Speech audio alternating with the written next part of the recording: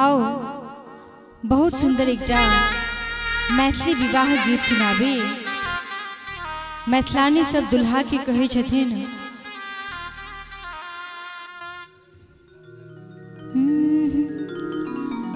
एहन कनिया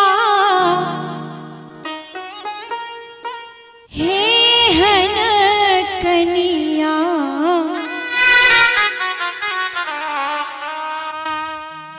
एहन कनिया हेहन कनिया दुल्हा कतहुने पायब एहन कनिया दुल्हा कतहुने पायब एहन कनिया एहन कनिया हेहन कनिया एहन कनिया हेहन कनिया दुल्हा कतहुने पायब एहन कनिया दुल्हा कतहुने पायब एहन कनिया।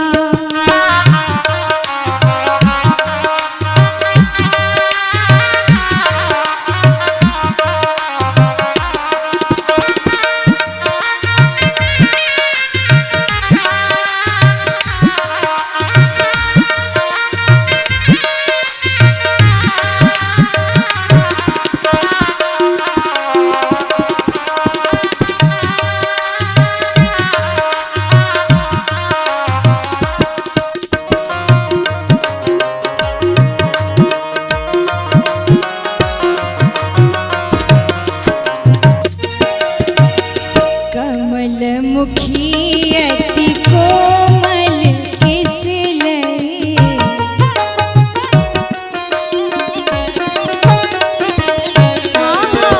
कमल मुखी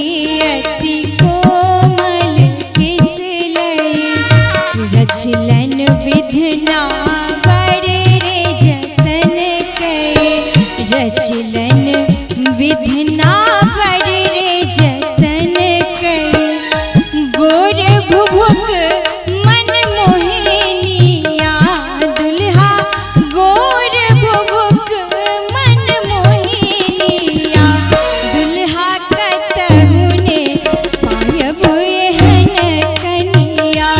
दुल्हा कतहुने पायब एहन कनिया।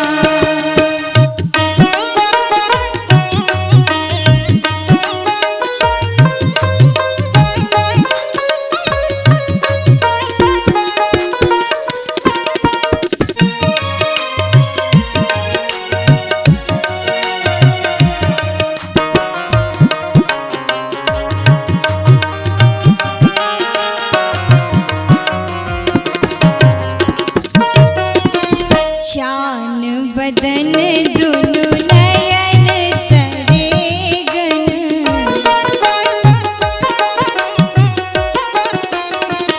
यो दुल्हा शान बदन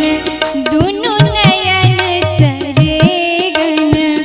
काल अधर बिच